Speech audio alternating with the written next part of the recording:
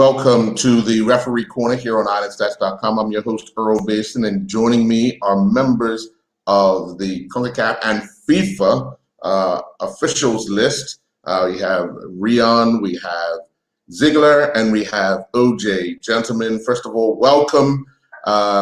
We do want to get into how you guys got your start in officiating and kind of how it all came about for you. So, Rion, let me start with you. What got you started in officiating? Well, good afternoon, and good afternoon to the listeners, and thank you, Earl, for the opportunity to be on the program. Me starting in officiating, it's, I was playing the game. We all have a passion for the game. I played the game at secondary school level and community level, but I joined my community club, a sport club in the community, and we organized community football. And as part of the club, one of the duty was to, as members, was to officiate in the competitions that we organized. So that is how I started refereeing. And the senior member of the club told me about a rap course that was put on, of course, by FIFA and the local federation. And they were looking for members to attend the course. And I volunteered. I went to the course. I did my first course. That was in 2010. I remember Mr. Pendergrass. The first time I met him was in that course. He was just coming off being a FIFA referee, and I think that was his first rap course as an instructor, And from there, I started refereeing at the national level, also in my community. Moved into the second division and moved into the Premier League. And then in 2016, I went on to the CONCACAF U15 Girls U15 Championship. That's 2016. And from there, things really went on quickly and smoothly. From there, got the opportunity to be a part of the program of Refereeing Excellence, the first generation. And from there, got my FIFA badge, and here am I. So that's a summary of how it went down. A 10-year journey so far. Yeah, so far. Okay, all right. What about you, OJ? How did you get your start? Unlike Ryan, for me, I was still in high school in grade 9 in 2009, to be exact, when Digicel, in partnership with the Football Federation at the time, they had a recruitment program to increase the number of referees in the island. And I was recruited to the Digicel High School program back in high school. So pretty much one day, I wasn't at school because I played cricket for Cornwall College. And my best friend was still at school. So when I returned to school from the game, it was like we had some visitors from the JFF who were recruiting persons to be referees. I wasn't invited, but the instruction was to turn up for training at Jared Park the Saturday morning, and I turned up, but I wasn't on the list. So from 2009 to date, it has been history. It has been, I've made numerous sacrifices, and the rest is history. Okay. Ziegler, how was your start into officiating? Okay, similar to those guys, but I was like 22 years old, 23 years old, so I started, and then there was something CONCACAF came up with something new, right? They had a competition for prospective referees in Cayman Island. So, but before that, I was like only 3 months or 4 months a referee, assistant referee. So then my federation say, hey, I see you got a lot of potential, so you can go. So I went to that tournament, and I had a recommendation that they can put me on the FIFA list. And from there on, the rest was history. but I used to play football first. But one game I had a red card, and then I was on the sideline, and I was telling the referee what to do, and then there was a other senior referee say, "Hey, you should try to become a referee because you know the law." Yeah, but I didn't know the law. You thought you Yeah. knew the law. Yeah. Well, gentlemen, we are joined by the head of referee for the Bermuda Football Association, Mr. Cranston Williams, who is joining. Mr. Williams, first of all, good evening. Hope all is well. We have these gentlemen here, as we did last week. We had a group of FIFA officials. But what would you say to these guys in trying to make sure that your officials locally hear this message from these guys who got their start, similar to how some of them on the local front got started? Well, for me, I think I'm just excited that we have three international officials. We know here in Bermuda, it's been a trial, I guess you would say, to get people to officiate. So we have three people who, like, I guess, say us, started from scratch, try to play football, and they realize they have a talent somewhere else. And I think that's the message we need to get out to some of our people, because we know everybody thinks to become a professional football player, but no one wants to look at the other aspects of football, of becoming an assistant referee or a referee or an assessor. So for me, having these guys on to share their story, hopefully it will galvanize other people to say, you know what, if they could do it, I can do it. They look just like me. I'm pretty sure I can make it happen too. Ziegler, let me ask you, what did you struggle with the first time you officiated? Well, the fans, yelling things at you. You're not you're not familiar with that. It's something new, and they are telling a lot of things that you didn't know about your mother. So it was like, wow, yeah. That was most of the difficult things. Yeah. Well, let me ask you this question. You probably didn't go that far, but did you kind of cross a line at times when you were playing with a referee? Yeah, actually, I used to do that, but I know I had a red card one game, and after the game, I was waiting for the referee to fight with him. And I know my mother was at that game, and my mother, she say, "I'm not leaving until you're leaving the stadium," because my mother know what I'm capable of. But yeah, I was not All right. easy. What about you, OJ? What did you struggle with when you first started officiating? For me, remember I started back in grade 9, so I think my Yes. first game would have been maybe in a youth competition in the summer. Now, Mhm. in Jamaica, the youth competition is just as supported as the Dacosta Cup competition, which is the most supported competition in the island. Mhm. So the same set of guys play in this youth competition. I think it was two high school teams who were playing in the summer competition, and the spectators, they were at you. Come on, I was a little child, trying to understand the game, and I was a little bit timid, but of course I did make the correct calls. But I was in my shell because this is something new to me. This is foreign. But over time I became braver and braver and braver, and I decided that, hey, guess what? I am going to enforce the laws of the game irrespective of what will happen. So a struggle for me, I would have said, and this is universal. It's the abuse by the spectators. Mhm. Of course, Mhm. it's FIFA and CONCACAF. They're trying to stamp this out of the game now, but that is, in Jamaica. I think it's different in Jamaica. I've never seen it anywhere else. I've heard about other places in the world, but this is something which I think would have made me into the person I am. So I can go in a game where they're going at each other and it doesn't get to me because the game in Jamaica is similar. And we're used to games like this, we're used to managing players like this. So we're used to the atmosphere, the hostile atmosphere. Person is yelling things at you. You're not hearing those things anymore because you're now mature and focused on the game. Mhm. Mhm. What about you, Rayon? What did you struggle with when you first started? Well, I think the guys have captured it. As as OJ say, it's a universal um concern for referees when you just enter in the game. The fans and the behavior of the fans really take a toll on how you operate and on your confidence. So for me, it was a big challenge because you became apprehensive because of the abuse that was thrown at you from the fans.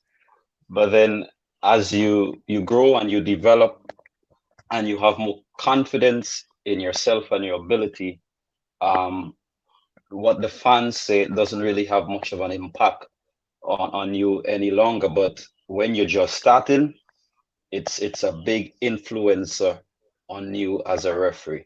A lot of referees started and stopped because they could not deal with the abuse and the pressures of the fans. So I think it's a common thing for upcoming referees to negate and to overcome the fans. And once you can do that, those who stay and overcome oftentimes go on to be quite fantastic referees. Mhm.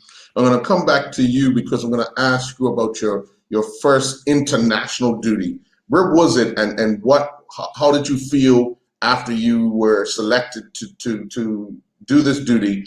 How did you feel going into it? You remember your first international duty? Of course. My first international game was Trinidad and Tobago versus Panama, 2018, in April of 2018. Of course, Panama was going to the World Cup in that year. It was not expected. It was sort of quick.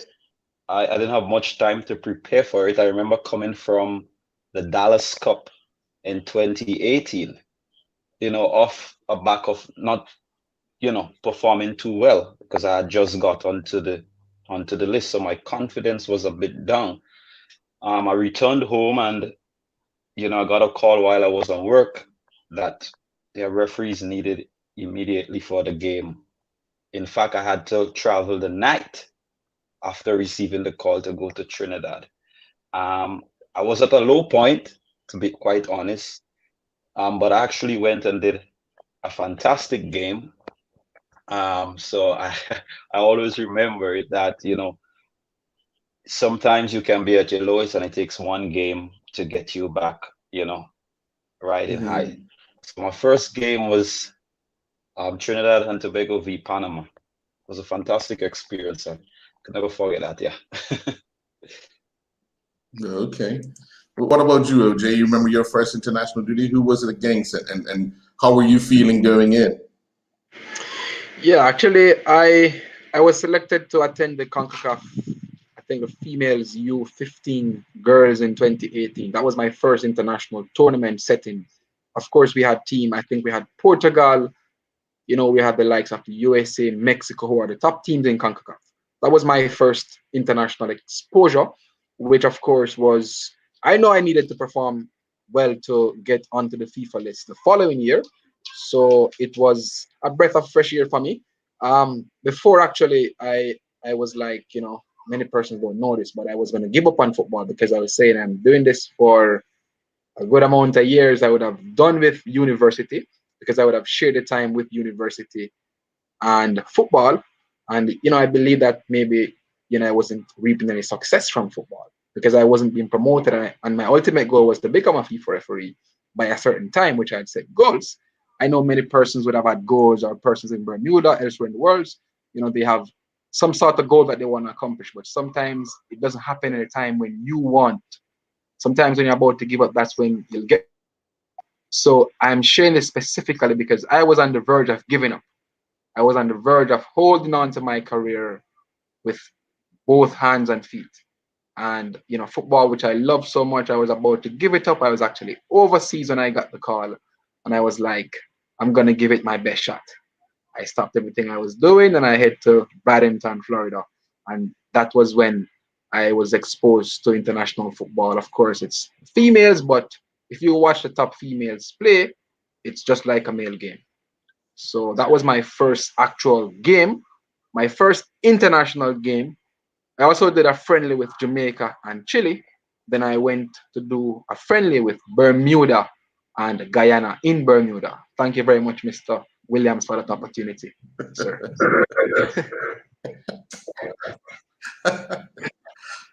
We have to make sure that. What was the result, Mr. Williams? Do you remember?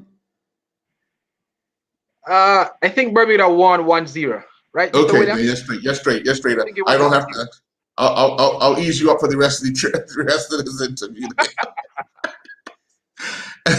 And Ziegler, what was your first international tournament, and do you remember who it was with, and how were you actually feeling going in?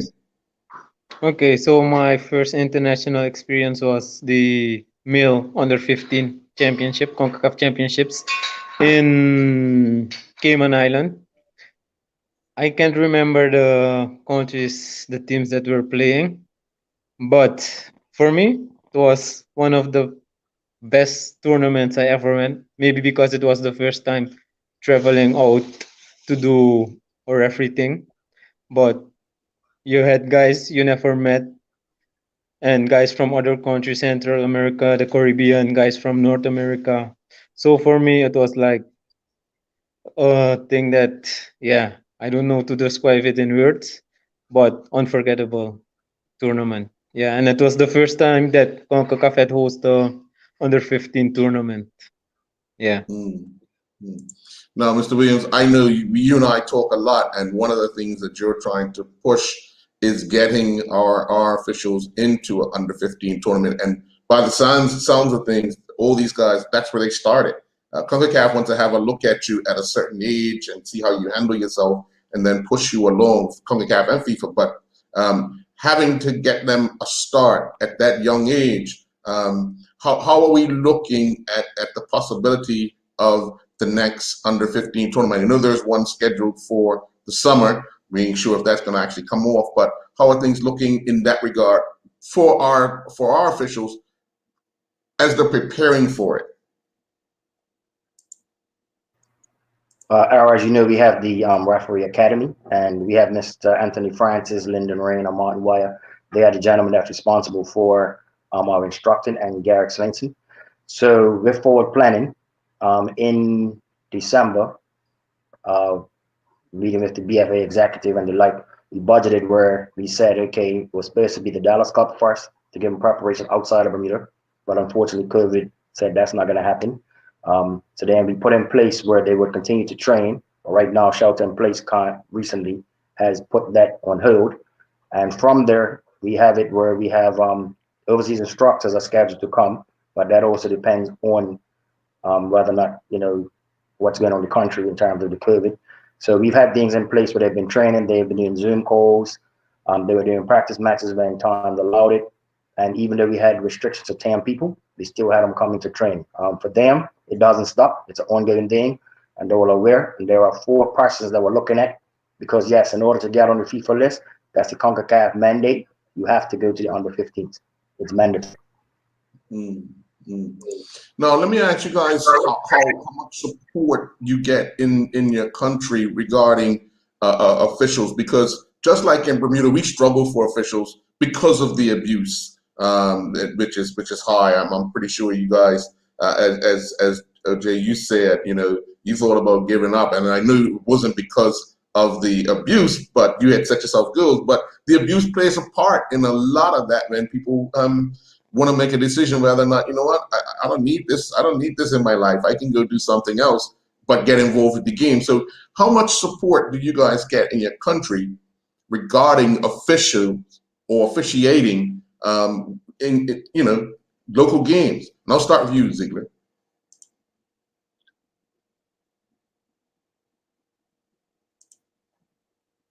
Just got to unmute there. Yeah. Sorry. No worries. In terms of support, I think Bermuda, when I look at the Facebook page of Mr. Williams, so then I'm getting jealous, because I think Bermuda is doing a lot for those referees. If I'm comparing it with my country over here, in my country, it's not like a big thing. Maybe if you're going to like a Gold Cup or World Cup, everybody will be happy for you, but that's all. It's not that like, hey, we're gonna give you, like, we are behind you, or gonna give you something to lean on. Yeah, maybe you got only 10 people or 20 people that's actually behind you. If you go down, then they will help you. But in terms of, I don't want to talk about my federation, but yeah, Right. that's how it goes. Yeah. Okay. I do want to welcome Mr. O'Shane Nations. Good afternoon, sir. How are you? Good afternoon, sir. I'm doing fine. How are you doing?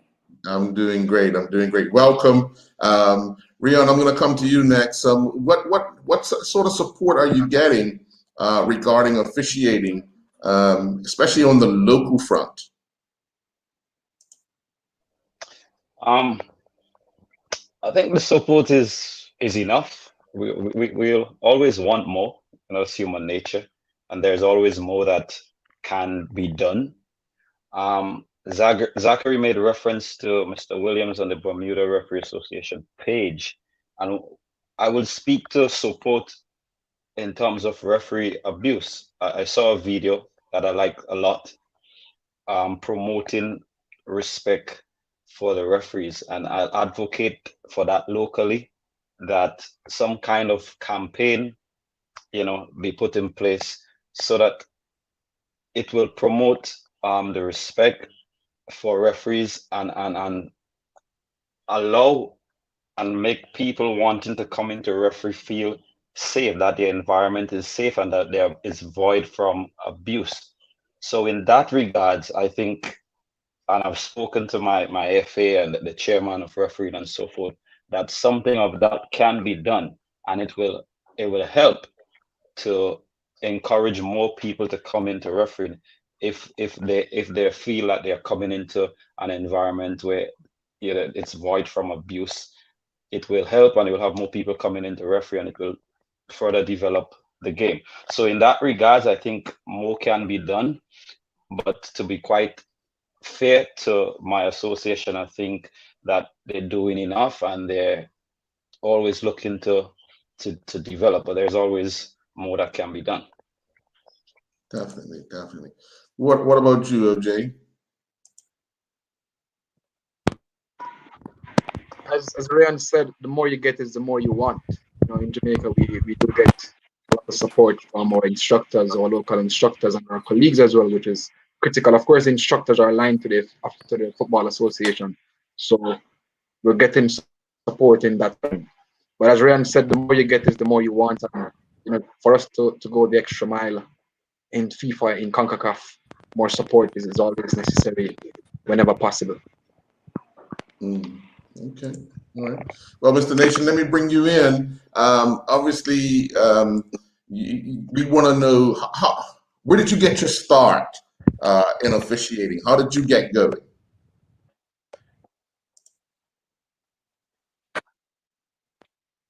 Can you hear us?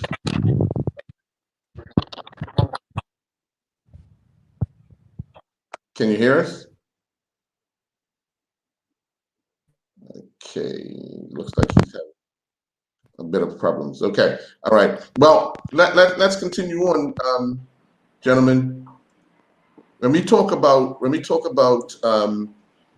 to an international competition, and it's your first or second one, and you are not sure who you're going to be teaming up with, how important is it for you in your way? Because you have some people that are kind of to themselves.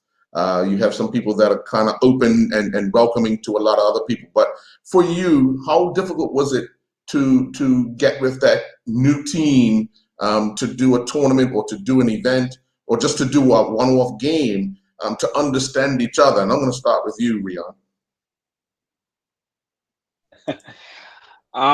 You know, one of the characteristic of a referee, and you have to adapt that. You have to be adaptable, and you have to be dynamic. You know, our CONCACAF director always speak of dynamism, you know, as referees. So even if your personality is not one where you're open, because of course you have people who are the extroverts and the introverts, but when you come to refereeing, that has to change. You have to switch up, yeah, for the good of the team and for the good of the game. So I think it's part and parcel of refereeing. I think for referees, if you're a referee at the international level, that is a you have to possess. And luckily, all the referees I've encountered, when it comes, everybody have a different personality, but when it comes to game and dealing with the game, I think everybody becomes open and ready to work and cooperate for the good of the game.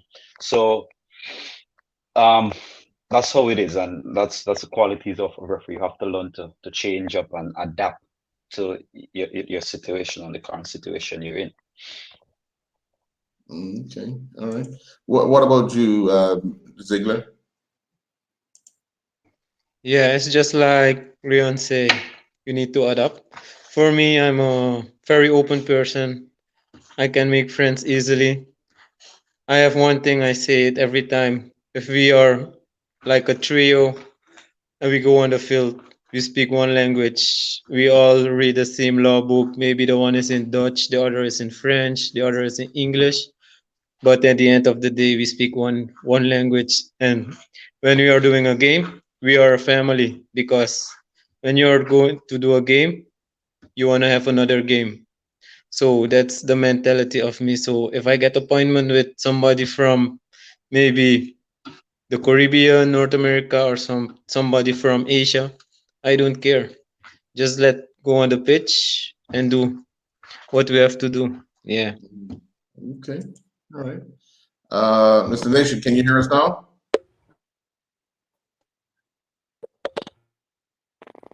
He's still having trouble. Okay, I'm going to come to you, OJ. Same question. How do you fit in?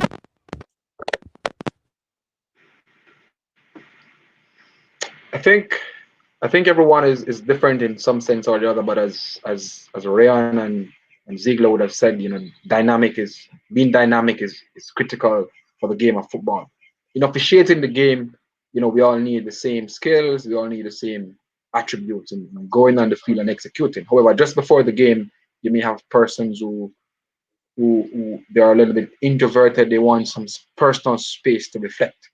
They want some time, to get their minds in the right place. Some persons play music, some persons they're open, they're good at just conversing, being in a general space. But for me personally, depending on the game, sometimes, and I think I would have grown into, somebody who has become normal. So I don't no longer need that space where I stay by myself and I try to think positively. I think I've developed the confidence now where it's like second nature. Whenever I have a game, it's like having a game because we have done our homework prior to the game. And the team, of course, would have done the homework, so we do some research on the team to know the style of play, to know the star players, to know who the troublemakers are. So yeah, for me, that's it pretty much. There was a point in time when I needed my space to think and to get my mind in the right place, to focus on the game. But now it's like second nature because you have been doing it and your confidence would have grown over time.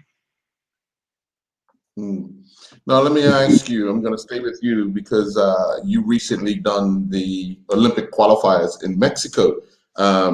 Big stadiums, empty, a lot on the line because everybody wants to qualify for the Olympics at the age group in which you officiated at. What was the atmosphere like at those games? I would have watched the game in the stadium before my game because this is my first big tournament. So the atmosphere for me, it was one which I was looking forward to. I've always been looking forward to the opportunity to get a chance to showcase my skills. Of course, I would have had numerous experiences working back home in Jamaica, years upon years. But at the international level, the football is faster. The ball doesn't goes out of play as much as possible. We don't have as much foul. So for me, it was a different experience. I can tell you that the altitude took a toll on me in the first 15 minutes of the game. I have great fitness, so that wasn't a problem for me after the first 15 minutes of the game. I was in. The first game I did was Domret versus USA. Of course, had it been Mexico, it would have been a different atmosphere, but we never had as much spectators as the Mexico game would. So it was a little bit different. Of course, I wanted a little more of the limelight to show my face, but it's what it is. Okay, all right. Rion, you were also in Mexico, but what under the COVID restrictions, and we all know what each country's going through. Some are worse off than others. But how did you find the organization of the tournament, and how you guys were able to be transported to and from the stadium, at the hotel and all? Because obviously you still have to come in contact with some locals, because obviously they work at the hotel, they drive the buses, they're security at the stadium. So how did all that work for you? Well, as you know, CONCACAF has established a COVID protocol in terms of the safety measures that is to be taken during the competition. So for me, I thought that the organization of the competition was fantastic. The protocol speaks to us on protective equipment. We were given masks, we were given hand sanitizers, we were given face shield. When you enter in the hotel, your temperature check, you're sanitized. So I think all the safety protocols, was in place and more or less strictly adhered to. So it was difficult because it's not normal when we go to a competition how it happened, but it was necessary to ensure that everyone, was safe. When we got to the stadium, the same protocol was in place. Of course, when you get onto the field, it's a different story because you cannot avoid the contact and so forth too much with the players. But I think they did, as much as they could have done to ensure that everyone was safe at the competition.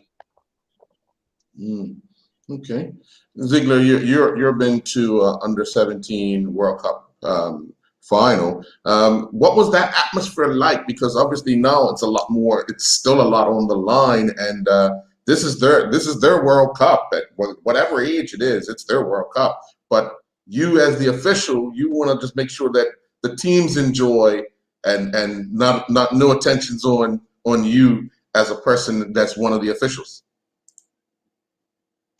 Yeah, so for me, the Under 17 World Cup was a nice experience. First time I had to work with PER, so it was something new. And for me, a World Cup is a World Cup, even if it's a under 15, under 13, under 17, under 20.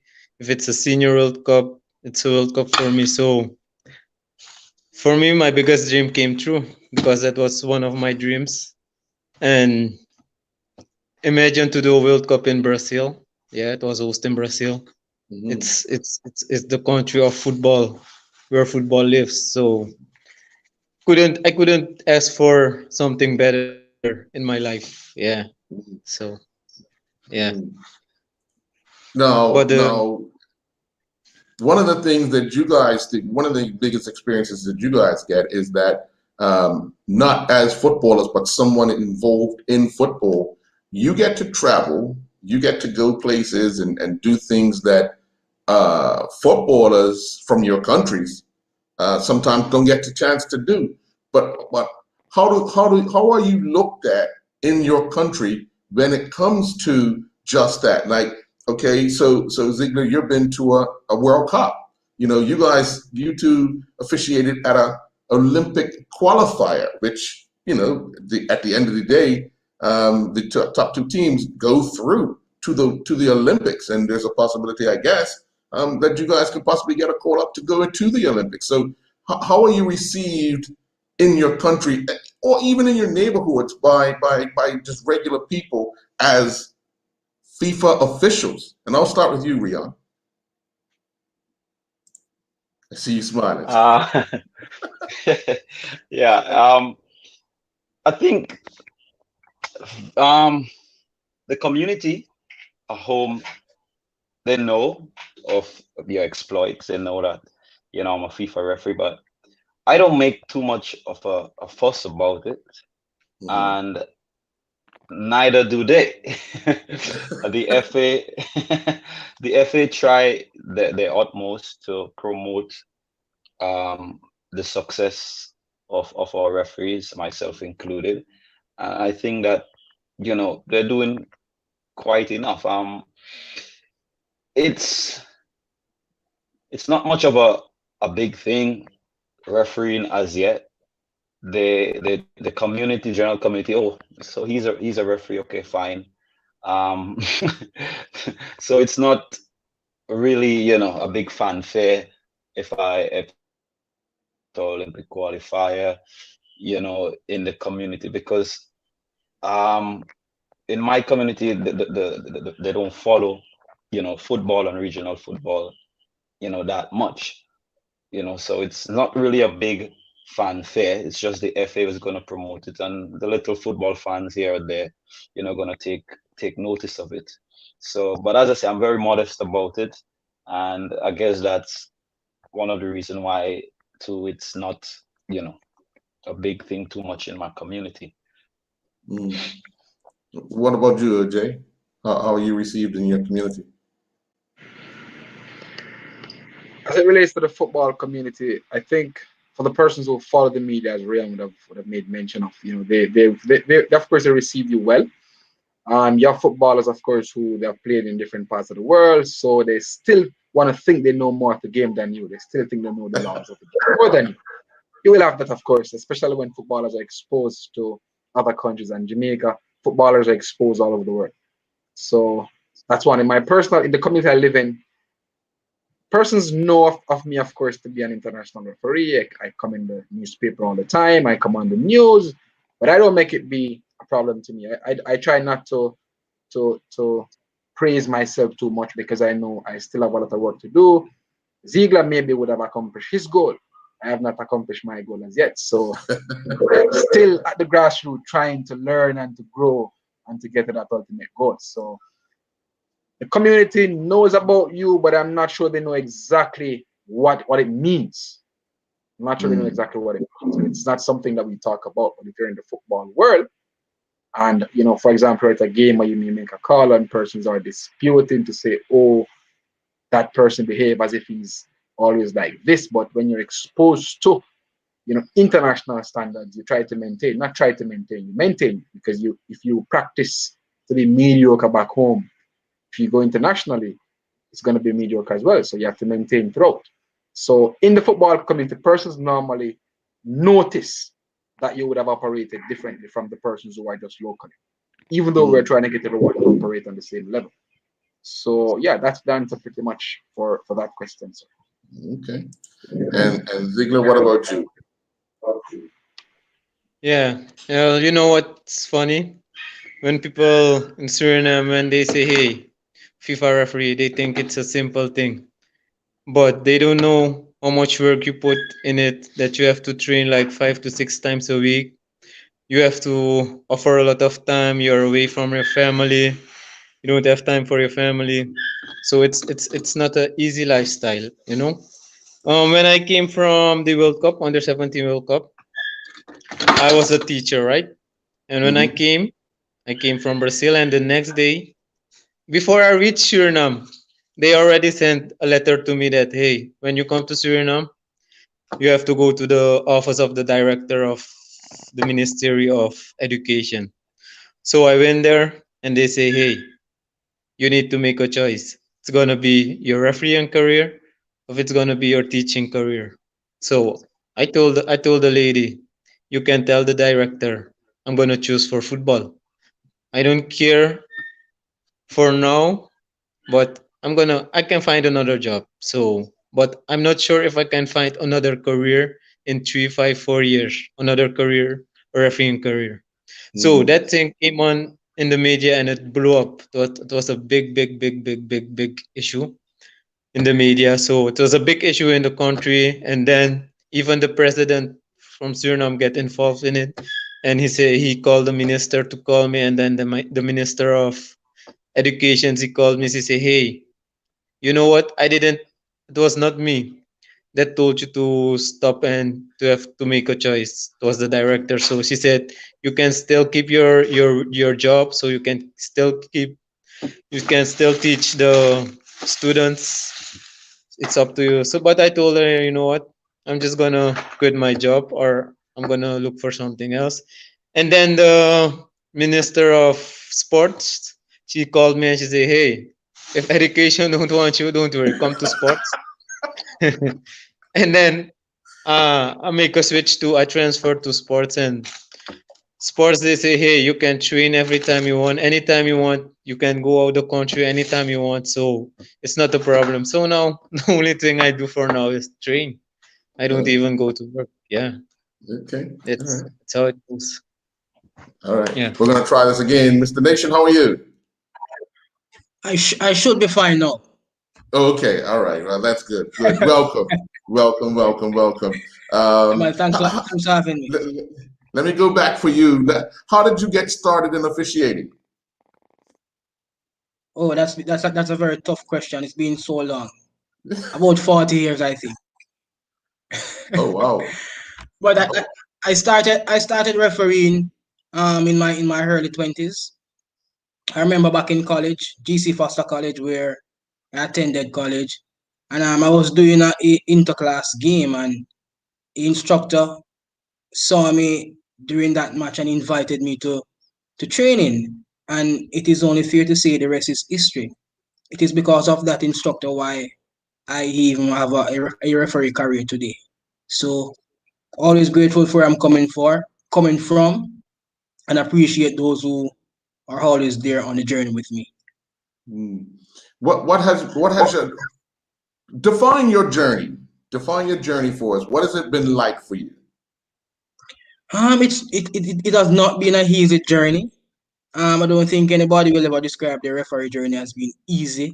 Um, it you're always adapting to new laws, new teaching, new environment, and things like that. So for me, the journey it has not been smooth, but it is a journey that I hope one day will bring me to the levels or to the success that I desire in the future.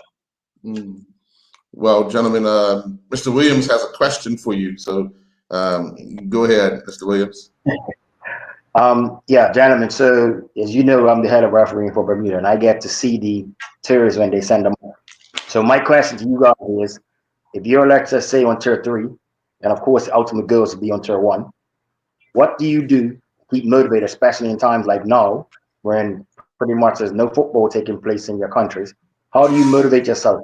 And then, second part of it, when you get that appointment, and you know that you're going to the appointment, you have the assessors from CONCACAF, then you have, say, the Brian Hall, the undergrads, the Victor Stewarts watching keenly. How do you ensure that you, I guess, ensure you get a good rating from the assessors? How do you do that? What's your mindset? Anybody want to take that? I'll take that one since I am the late bug. Let me take that question. Okay. Okay. All right, so Mr. Williams, for me personally, especially in this difficult time, you have to think about the opportunity that comes along the way. Each opportunity is an opportunity for you to actually cement yourself or to go to a different level. So for me, I take each opportunity as if it's the last, it's the only opportunity. And if I don't seize this opportunity, there will not be another opportunity. So just as Zachary said earlier, it takes every game serious, and that is a mentality. You have to think about this game. This game should get you another opportunity to do another game. So the mindset is always to hit a home run, always to do my best, always to cross all the T's and dot all the I's. So remember, it's a competitive world, and if you are not doing the job, they are going to find somebody else who is going to do the job and do it even better. So if you don't seize the opportunity as a referee, as an individual, then who is going to do it for you? The onus is on you and you alone to grab that opportunity or grab that initiative. Hmm. Anyone else regarding that question? Um, might I add to the first part of the question? How do you stay motivated? I think you need to have set goals. You need to have a blueprint as to where you want to be, and keep working to towards achieving, the objective and the goals that you have set. And once you have that passion and you have that blueprint, you're going to do all it takes to get those goals achieved. So you need to have that plan. Without a goal, without a vision, then you're going nowhere. You cannot see where you're going, right? um and to the second part of the question, I think it's just going out and execute what is expected of you. All right, it's not putting pressure on yourself. You have been taught the expectations of a CONCACAF referee, and you go there with no pressure, but just execute what is expected. And that is all I believe your assessors and the directors will be looking for, to execute how they expect you to execute. So, that's my 2 pence there. Mm. Earlier, somebody mentioned, actually, it was you, Ziegler. You were talking about, you weren't feeling good about yourself when you got that next call up to go to an international tournament. But when one is down, what do you rely on to kind of because everybody's got personal lives, and when things have got you down, what do you go back to when you get a call up to do a match? Kind of pushing everything else to the side, because everybody's human when it comes to that. Yeah. So the thing is, you have to recover. It's just like a fitness test. When you run, you don't recover. You recover when you walk. So if you make something, yeah, I don't want to say a mistake, but if something happened in a game or you didn't perform good, you just do an evaluation after every game. Like I'm looking at all my calls. If there's a video, I will look at my offside calls because that's important for a assistant referee. So the same thing I think for a referee too. After a game, you should look again at your game and look at the points where you did good or where you could improve. So that's the most important thing of a referee, and you have to be open. If an assessor is telling you something, it's not there to break you or do something to hurt you. It's there to help you to reach the top. Because for me, for example, it took me a long time, like 7 or 8 years to reach the top, but I never gave up. And yeah, hard work pays off, and we all know that you're gonna get that opportunity one day. A guy from Jamaica, he told me, "Hey, don't worry. One day your time will come, and if it's your time, make sure that you're ready." So, my advice to the refugees from Bermuda: we are just human at the end of the day, but you have to be ready when it's your time. Show them what you're capable of. Then you will see that you will reach where you have to reach. Yeah. Yeah. Mr. Nation, I just want to talk a little bit about the recent conclusion of that VAR course that took place about 2 or 3 weeks ago. Understanding that, how was that presentation, and how was it received by members of the CONCACAF region? For the members of the delegation that was a part of the VAR course in Costa Rica, the large volume of information was highly received. It was enlightening for everybody. I know for me especially, it's like you go to the well with an empty bucket, but when you leave the well, you are sure that your bucket will be filled. And for me, that was the same concept, or same. That is how I describe the experience in Costa Rica. I went there without or with little information, and by the time the course was finished, there was so much information that my mind was totally transformed. I felt as if, boy, I am ready. I was ready to actually do a game because of all the instructors brought across their points, or all the display what they want us to learn or what they want us to do during the course. They broke it down into small pieces for us to have a greater understanding. And then when you are given the chance to actually do it, practice it, it makes learning much easier. But it wasn't an easy course. But at the end of the day, what we can assure was that there was a lot of learning, and as individuals, as a group, we have to just continue to learn about this technology. And the more we use it, the more we become comfortable. And the more we become comfortable with the technology, we're able to make better decisions. Mm, mm. Let me ask you guys, is the Gold Cup for CONCACAF equivalent to what we would consider for the smaller nations their World Cup? Can anyone answer that? I see a big smile on OJ's face, so I'm coming to you. I'm coming to you.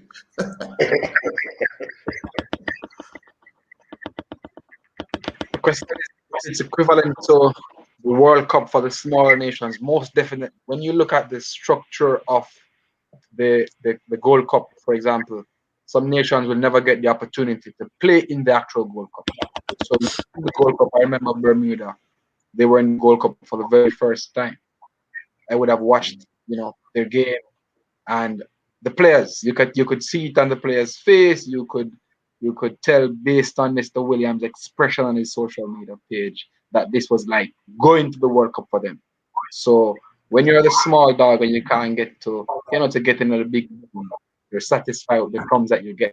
And you get the chance, you get a big one, like getting an entire chicken for yourself. So I think it's equivalent to the World Cup. Likewise, for referees who are not getting the opportunity, when you talk to the referees back home, referees who are not international referees, they just want a small tournament. They don't want the Gold Cup. Right. So I was going to ask that. What about the officiating? Because again, if you're coming from a small place that's not getting that opportunity to go to what we would consider the big dance, which is the World Cup, would the Gold Cup be a stepping stone for something of that nature? I see you smiling, Nation. What you got to say? I share OJ's sentiment. Many Caribbean islands or referees from some of the Caribbean countries or wherever they are in this world will not get the opportunity to go beyond a Gold Cup. So the Gold Cup is definitely premier or even bigger than the World Cup for them. So when they do get the opportunity to go to the Gold Cup, they are going to enjoy every bit of it.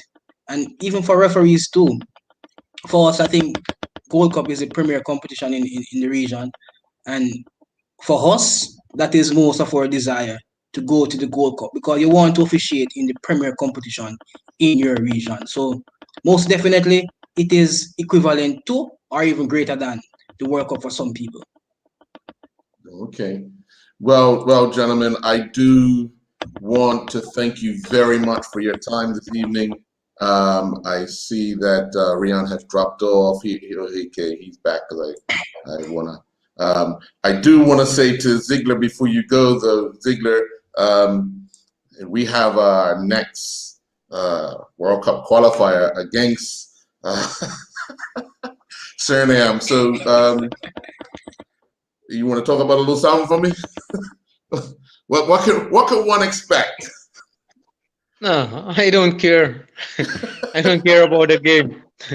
The only thing I care about now is to go to the Gold Cup. It's more important to me than if Bermuda or Suriname is going to win. Okay, all right. Well, thank you Yeah. for being honest. Thank you for being honest. But hopefully, Yeah. hopefully, Cranston and I's team gets the better of your team or your country on the day. So again, gentlemen, thank you very, very much for joining us here on Referee's Corner. I would invite you back at any time. I'll reach out to Mr. Williams to invite you guys back to have another chat. As we get football in the region up and running again, we obviously have that next round of World Cup qualifiers in the first week of June. So I'm pretty sure some of you, if not all of you, will be actively involved in those matches. So I want to wish you all the best in what's coming in the future. And I'll say to you, good night. Thank you very much, gentlemen, for coming on, and good luck at the appointments in the Gold Cup. Thank you very much, sir. Take care. Thanks for having me. Okay. Thank you very much for thank you. having me.